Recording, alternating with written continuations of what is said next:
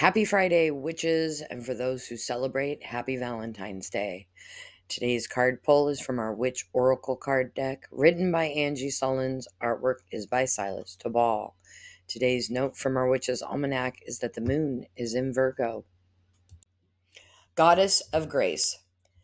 The Goddess of Grace is a benign ruler whose principal gift is kindness.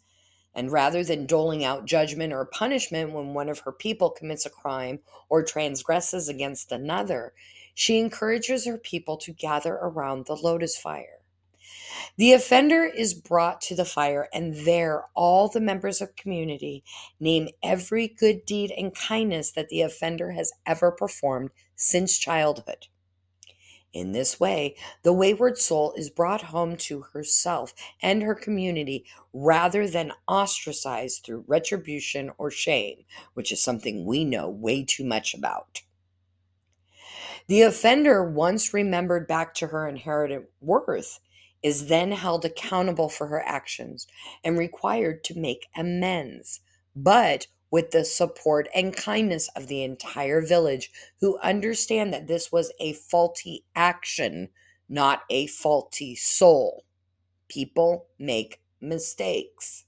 How are we going to handle it? A woman in total control of herself follows that same example of grace towards herself and others. When her actions have gone astray or caused harm, she reminds herself of all of the goodness that is within her own depths, allowing herself to drink from the chalice of human kindness. But she is also willing to take action, cutting away the shame and the sting of her own transgression with the sword of accountability.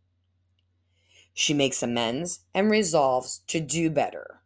As Maya Angelou once said, you do the best you can with what you know, and when you know better, do better. Having practiced this compassion towards herself, the woman in total control of herself is able to extend this grace to others, offering both chalice and sword when she has suffered an injustice by another. Today's challenge: what can you hold yourself accountable for today?